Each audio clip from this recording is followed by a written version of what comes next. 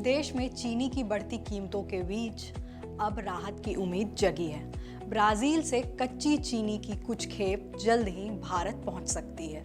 ऐसे में उम्मीद है कि आयात बढ़ने से घरेलू बाजार में चीनी की उपलब्धता बेहतर होगी और कीमतों पर दबाव कम हो सकता है। आइए आसान भाषा में समझते हैं कि ब्राजील से चीनी कब और कैसे भारत पहुंचेगी और इसका कीमतों पर क्या असर पड़ सकता है। नमस्कार, मैं रिया और आप देख रहे हैं अमर उजाला। फिलहाल भारत के लिए चीनी आयात का सबसे व्यावहारिक विकल्प ब्राजील माना जा रहा है। थाईलैंड भी पहले भारत को चीनी की आपूर्ति करता रहा है, लेकिन इस समय वहां खुद चीनी की कमी बताई जा रही है, इसलिए भारत की नज़र ब्राजील पर है। ब्राजील से भारत तक चीनी पहुंचने में करीब 40 से 45 दिन लगते हैं। इसके अलावा आयात की प्रक्रिया में भी कई चरण होते हैं। पहले विदेश व्यापार महानिदेशालय यानी DGFT से मंजूरी और आयात का आवंटन होता है। इसके बाद भुगतान के लिए साख पत्र जारी किया जाता है। फिर चीनी की खरीद और जहाज की व्यवस्था की जाती है। ब्राजील के बंदरगाहों पर भीड़ होने की स्थिति में डिलीवरी और आगे खिसक सकती है। यही वजह है कि 15 अक्टूबर तक कितनी चीनी भारत पहुंचेगी, इसका सटीक अनुमान अभी लगाना मुश्किल है। हालांकि कुछ खेप के इस तारीख से पहले पहुंचने की संभावना है। सरकार ने चीनी की जमाखोरी और बढ़ती कीमतों पर भी सख्ती शुरू की है। इसका असर बाजार में दिखाई देने लगा है। शनिवार को हुई खुली निविदाओं में मिलों से निकलने वाली चीनी की कीमत करीब 5 रुपए प्रति किलो कम हुई।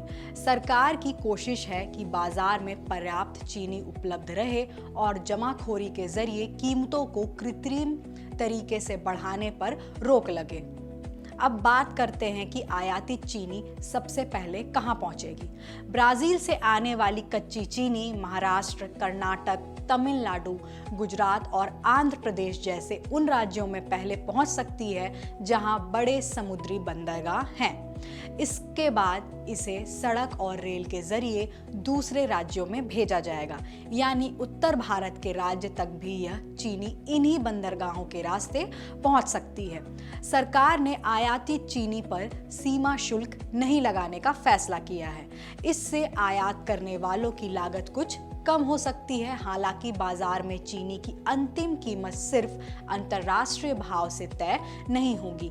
इसमें जहाज का किराया, बंदरगाह पे होने वाला खर्च और देश के भीतर सड़क या रेल से परिवहन की लागत भी शामिल होगी। इसलिए आयात के बावजूद घरेलू बाजार में कीमत कितनी कम होगी, यह कई कारकों पर निर्भर करेगा। अब सबसे जरूरी बात, क्या देश में वास्तव में चीनी की कमी है?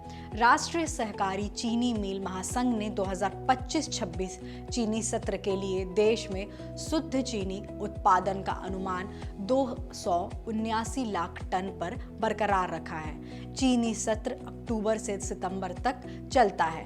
इस अनुमान में इथेनॉल उत्पादन के लिए भेजी गई करीब 24 लाख टन चीनी शामिल नहीं है।